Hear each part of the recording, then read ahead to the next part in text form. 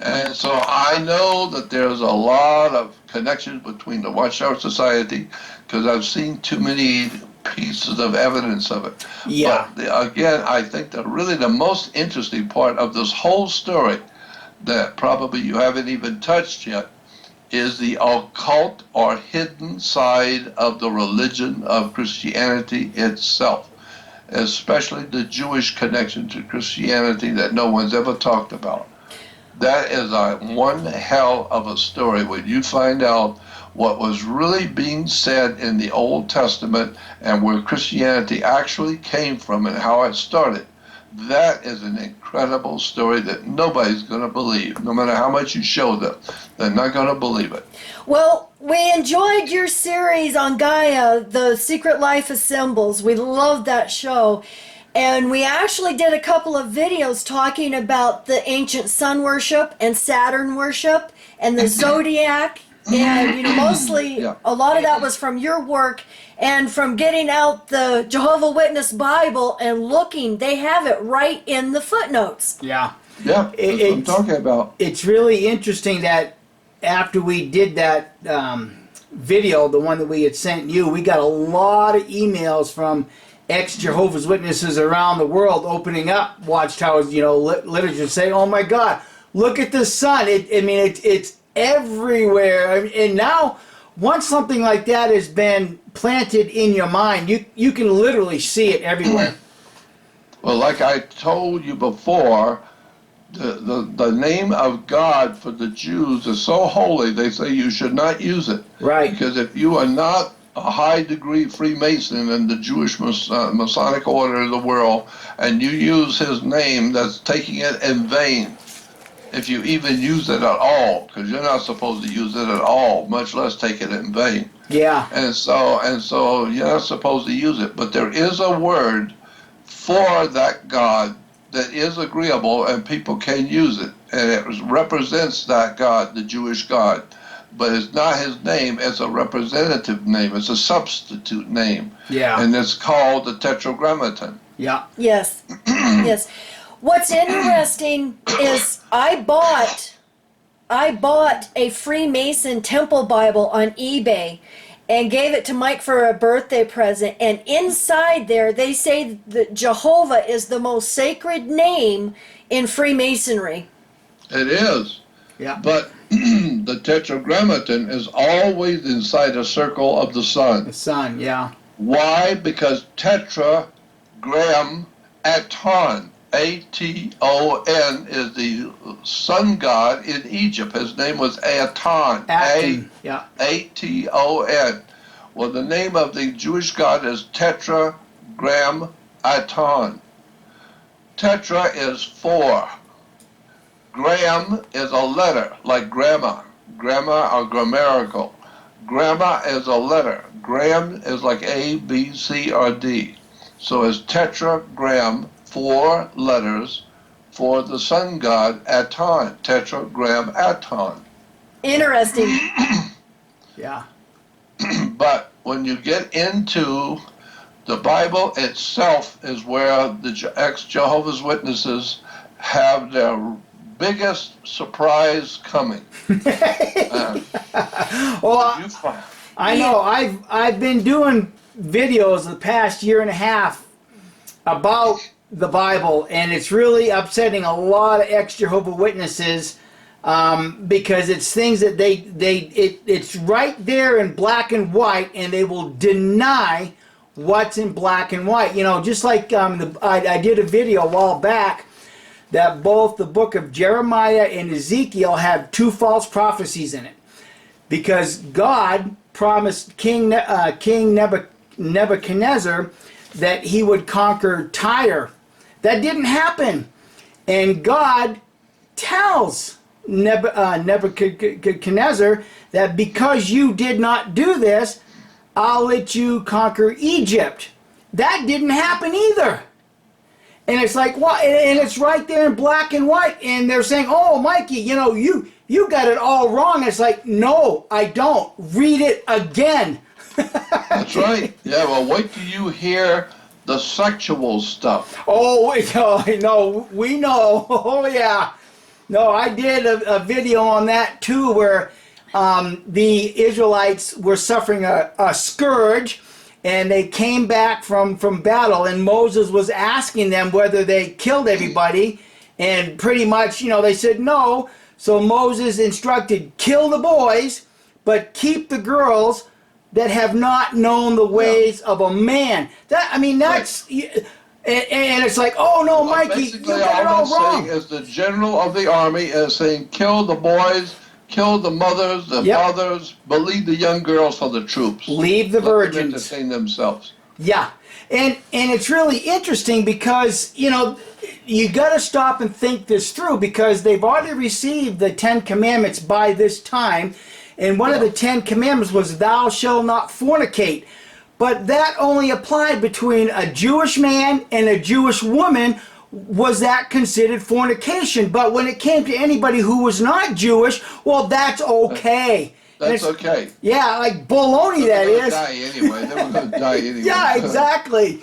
Yeah, but when you look at the 10 Commandments, it's actually the 10 Commandments are based on the Egyptian commandments called the 12 negative confessions. Coming from the Book of the Dead. Negative confessions the Egyptians wrote, and it basically says the same thing as the 10 Commandments, but it says it as a negative confession. Right. The Egyptians say, I will not do this, this, and that. This is I will not do. And then the Jewish says, God says, do not do this and do not do that. No, the Egyptian says, I won't do it. Right. It's a negative confession.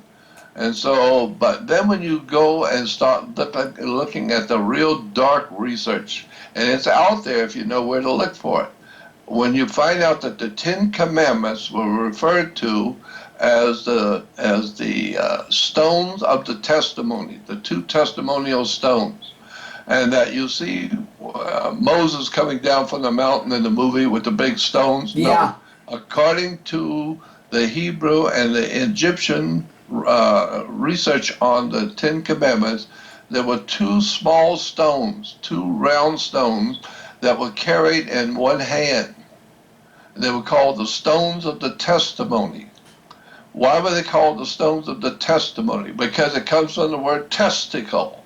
Yeah, okay. That's where it comes from. If you're going to take a test, and sometimes when a guy gets angry, the women say he's getting testy. He's feeling his manhood. He's feeling like a man, so he's getting testy. That's right, stones of the testimonial. Why was it called stones of the testimonial? Because in Egypt, just like it is today in Israel, if a Jew is taking another Jew before the court, when you testify against your brother in a Jewish court, you must hold your testicles when you are testifying. It's a symbol in a Jewish court, meaning if we catch you lying, they're going to get cut off. Just remember, you're testifying with your testes, so if we catch you lying against your brother, it's a serious thing you're doing here, testifying in court. So you better be prepared for if we find out you're lying. Yeah, and wow. So that's just one of 1,000 little points I can bring out about the religion of Judaism. Moses, first of all, the reason why I say this all the time on radio, Christians are concerned about why doesn't Jesus show himself and come back? We've been waiting for 1,000 years. Yeah, a couple thousand years. Back. I always say it's very difficult for you to make a big comeback when you've never been anywhere to start with. You're not going to make a big comeback and you never were here to start with. Yeah. You come to find out Jesus is a metaphor, not an actual man. It's a metaphor. It's a symbolic representation of something that's in the Bible, and it's a symbolic story. And the Jews will tell you that the Bible is encoded. Yeah. I know it's encoded. The Bible codes, but the biggest Bible code is the one that nobody saw. That the rabbis and the priests and the Jesuits I talked to, they all know about it, but they're not telling anybody else. The biggest symbolic story in the Bible is the fact that there was no Jesus. He never existed. but his name represents something in the occult secret societies of Freemasonry. Because if you go back to the ancient Greeks, the sun that comes up in the morning was spelled Iesus, Ioses. Iesus, but I's and J's are interchangeable in Latin. You can use an I or a J. A J is nothing but an I with a little With a tail. little hook on it, yep. So I's and J's can be used interchangeably. Instead of I-E-S-O-U-S, it's J-E-S-U-S. Jesus is Iusis, the Son. And I had a professor from Oxford University write me an email and said, Jordan, I heard you talking about the difference between S-O-N and S-U-N. And he said, I am a professor of English at Oxford University. What you need to know is there is something called the lazy O. Look it up and learn about it. It's called the lazy O in English. And it was developed when the people of the church was developing the English language back in the 4th and 5th, 6th century A.D.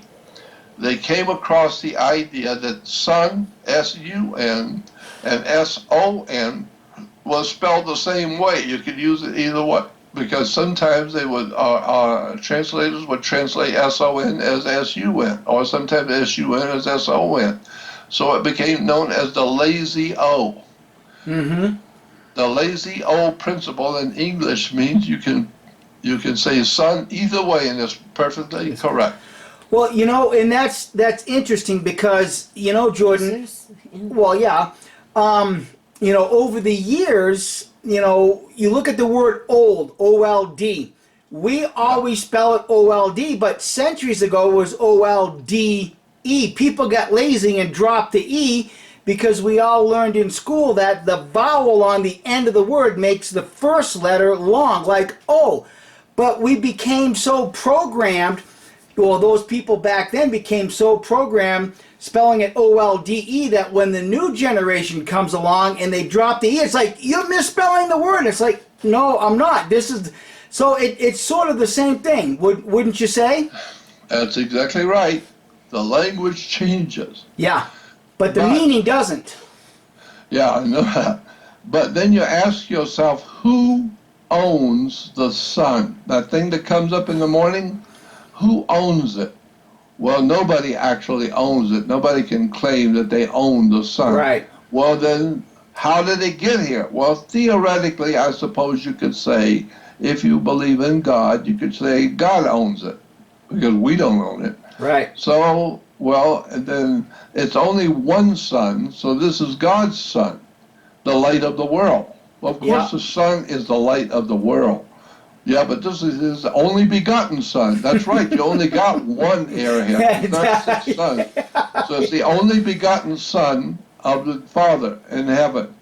Yeah. Then when you start talking about God's kingdom, most people have no idea in the world. I've talked with Jesuit scholars on this, and it was interesting stuff.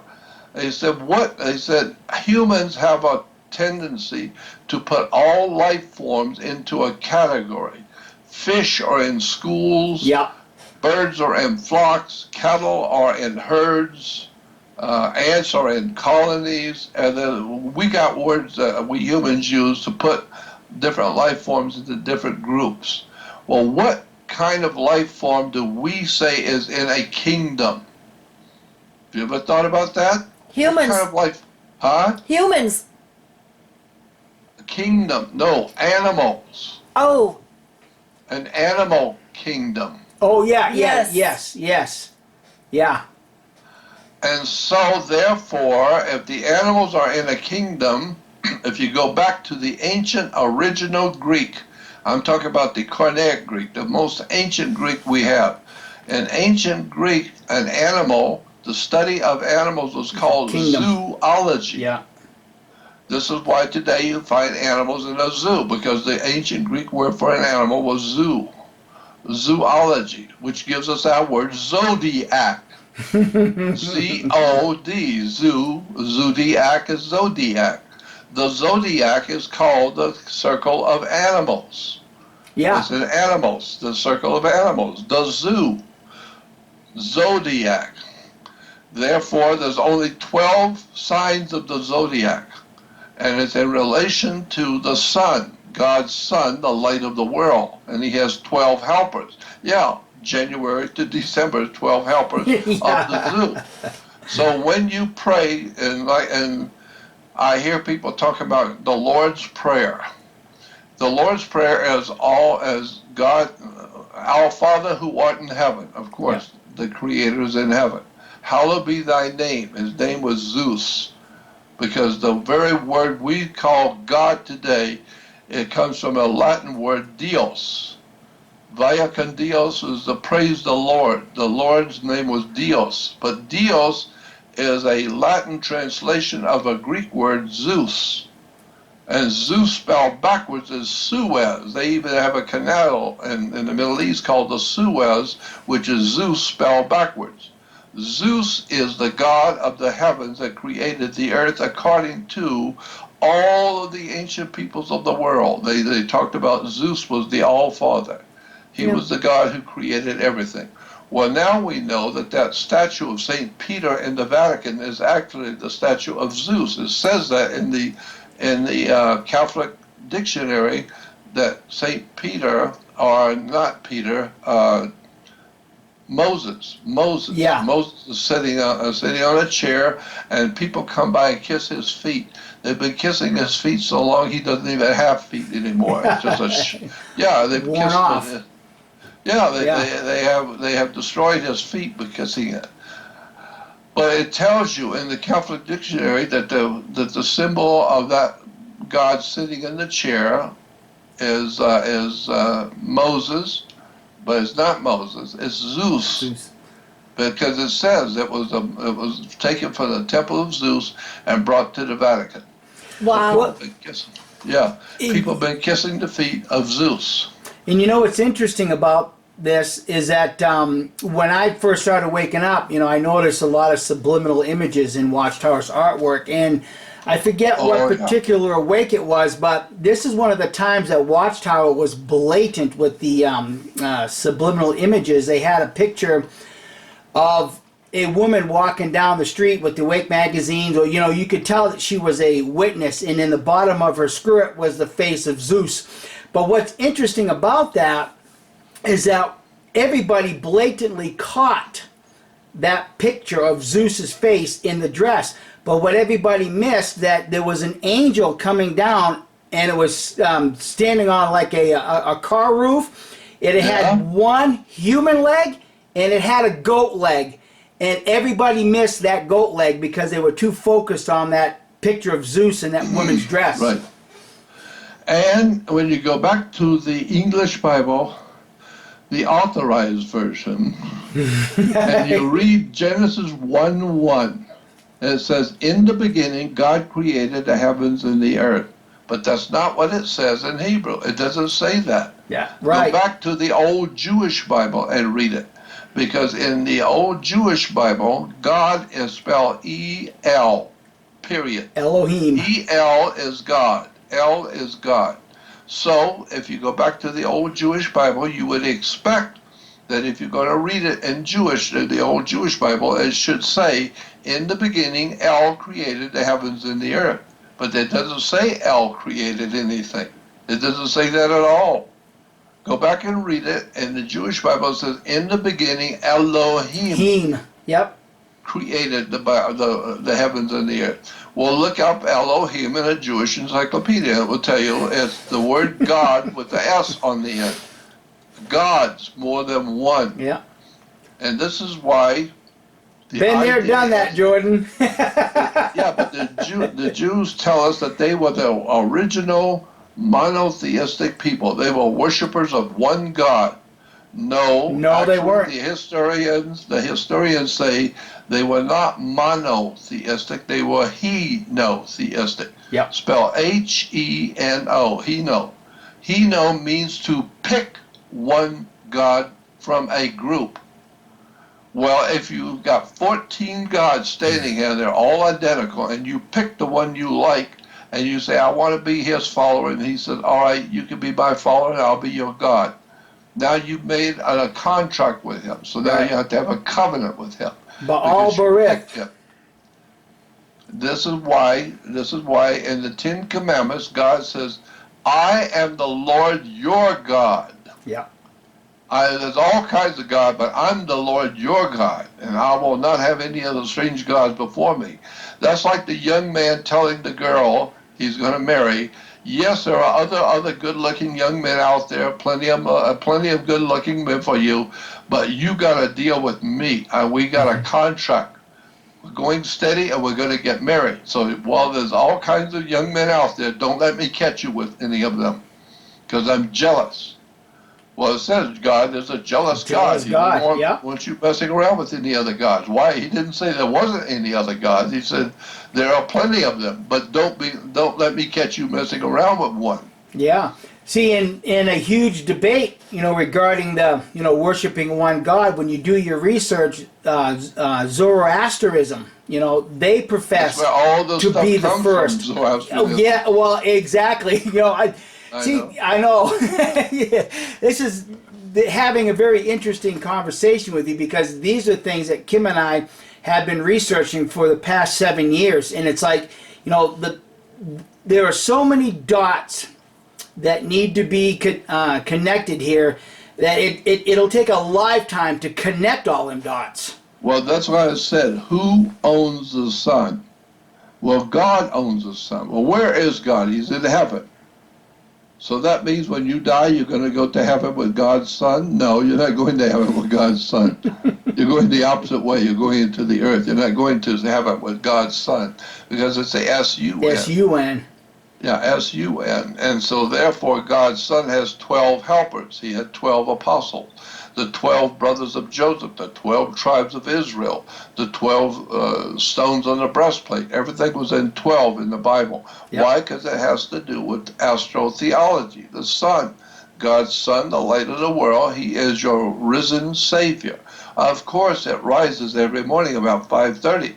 And it is your Savior, because if the damn thing don't come up, we're dead in about 3 weeks. Yeah. Look at the whole earth is going to be under a mile of freezing cold, and life on the earth is going to be gone forever if there's no sun. Yep. So thank God we have God's Son, the light of the world. Yeah. Exactly. We just did a video like a week or two ago, and as Jehovah's Witnesses, that scripture in Psalms 83:18 was pounded into our head. You alone, whose name is Jehovah, is most high over the earth. Well, I started reading the Nag Hammadi, and it said the source of all is over the entire universe, not just everything. Well, then he found in Psalms 84:11 where it said Jehovah was a sun and a shield. S-U-N. That's why it says also in the Bible, it says that the Son of Righteousness will arise with healing in his wings. In his wings, yep. Yes. Yeah. And what is the symbol for Aton but the round sun of wings? With the wings, exactly. Yeah, it's really interesting just how one man or an organization like Watchtower or any other religion can really mess up a human being's mind. Try looking at the Knights Templars, the people that Steven Spielberg and George Lucas were talking about in their movie Indiana Jones. Yep. Indiana Jones and the Raiders of the Lost Ark. Yep. Then you question, and I know Stephen, and I've been to his studio. I talked with his research department. I've been to his SKG studio, and I've got pictures of me having lunch with Michael Eisner, the president of Disney, and George Lucas when he was working on Star Wars. I had lunch with Michael Eisner, the president of Disney Studios, and George Lucas, and so when you look at what they were saying, it's all symbolic.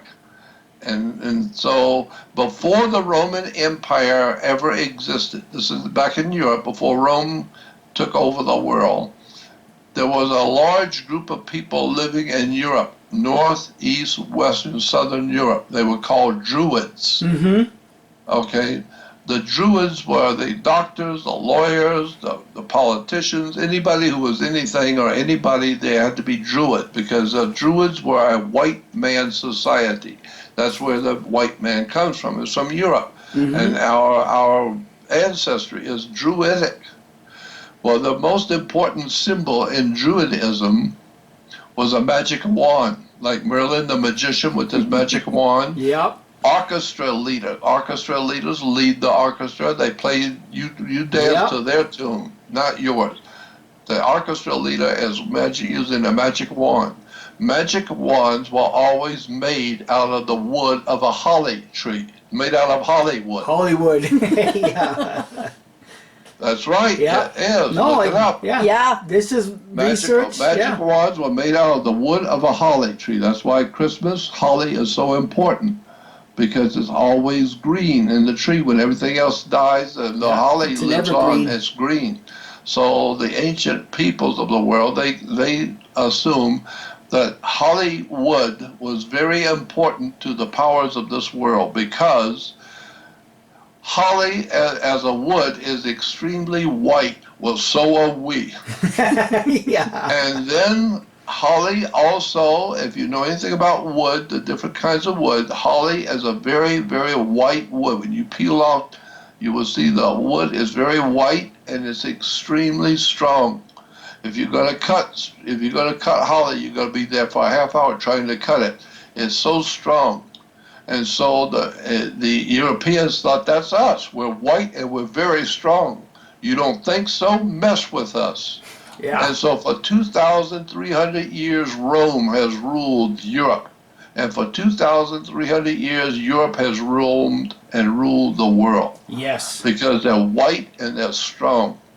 And so what's going on today in Europe is another move by the Masonic Order, Freemasons, to overthrow the Hollywood and bring about a whole new world order, the New World Society of Jehovah's Witnesses. It's nothing more than the same old Illuminati stuff that was going on a long time ago.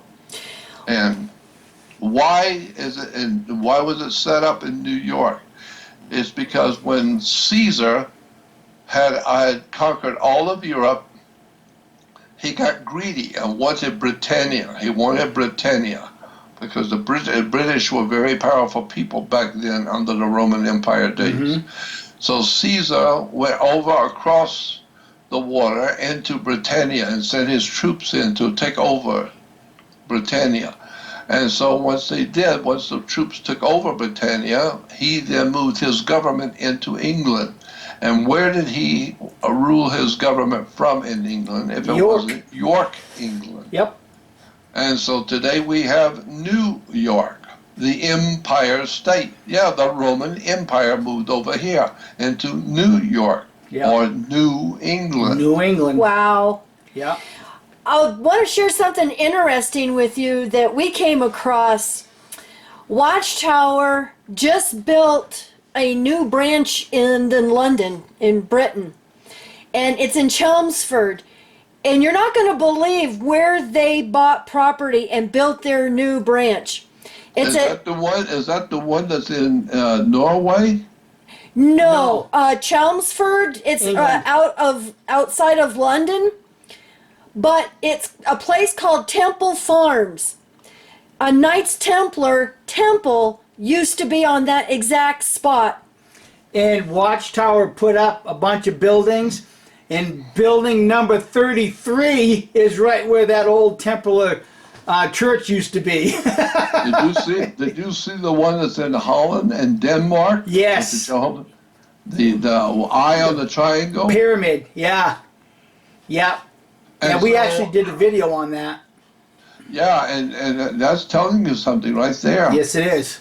Well, when you go back and look at the movie Indiana Jones and the Raiders of the Lost Ark, it's supposedly the Lost Ark of the Covenant for the Jews, right?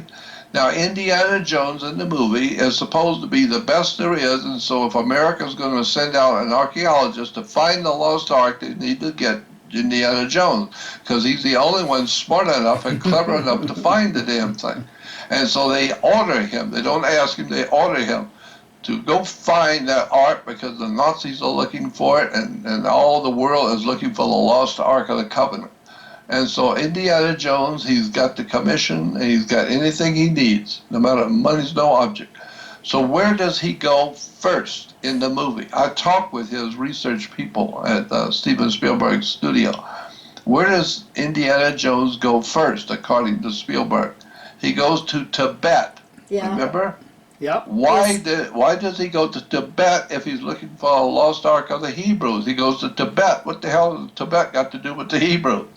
Well, he's looking for a little crystal, and that crystal will show him where the Ark is. Yeah. But that crystal represents symbolically, he's looking for some information. He's Right. looking for something that's in Tibet that will tell him where the Ark is. Well, in the movie, they put it into a little crystal. Right. That's what he's looking for. No, he's looking for information about the Ark.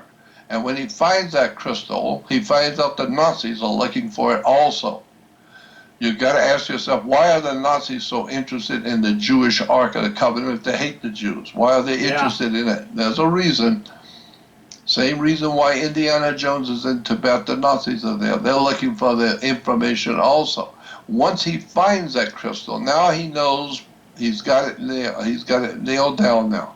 Now he can go find the Ark. Where does he go? To the Holy Land? To Israel? Nope. No. He goes to Egypt. Yep. He finds a damn thing in Egypt. It's actually in an Egyptian temple. Tetragrammaton. He finds it because the sun from the Aton is pointing to the lost Ark. Then you find out the Nazis are looking for it too. But then you ask yourself, why is it in that movie that the Nazis that were looking for the lost Ark had a French scientist leading them? It was not a German, it was a French guy, remember? Yep, absolutely. It was a French guy who was leading the Nazis. Why? Because the whole thing of the Nazi, of this Royal Arch Masonry, goes back to the French Grand Orient Temple Masons. And I have a picture of the Pope John the 23rd, the little fat guy, the little fat Pope. Yes. I've got a picture of him, a beautiful photograph of him on his knees. They put a pillow on the floor, and he is on his knees, bowing down before the Grand Master of the Knights Templars, the French Grand Orient Temple Masons. And he's got his hands praying, and he's bowing down, and the Knights Templar head, the Grand Master of the Order of French Grand Orient Temple Masons, is putting the papal tiara on him. Wow. So he becomes Pope when the Grand Master of the French Grand Orient says so. When they put the tiara, now he could be Pope. But the Grand Master of the Lodge of Freemasonry in France are atheists. And so you got to wonder, why would the Grand Master of the atheist Templars be putting the tiara on the Pope? And why is he bowing down on his knees? As an old man, he's on his knees, bowing down with his hands in prayer before the Grand Master of the Knights Templars, the same French guy that was leading the Nazis in the movie. Wow. Interesting. It's all connected. Something's going on with the French and the British Freemasons and the American Masonic Order of Freemasons. New York, the Empire State. And Charles Russell was in Philadelphia, the city of brotherly love, with his pyramid and his cross and the crown and the Masonic symbols on the old watchtower. Yep. And then he moves, and then they decided, because I had friends on the inside of Bethel, when the Watchtower Society decided to sell some of the property in New York and move the whole operation up to Wallkill, New York. The reason why, because there was a very big falling out between the governing body. Half of the governing body was at war with the other half. And so it was decided, instead of imploding this whole organization. Why don't you just take your people and get the hell out of here and go someplace else and do your thing, and we'll stay here and do our thing. And so you can do the printing, and we'll do the philosophy. We'll write the articles, and you do the printing and distribute it. And so that's why they left out of New York and went into Wallkill instead of their printing facility there, because there was a big falling out between the governing body. And I think it had something to do with the homosexual connection, because that's when a couple of the governing body got ousted for homosexuality in Bethel.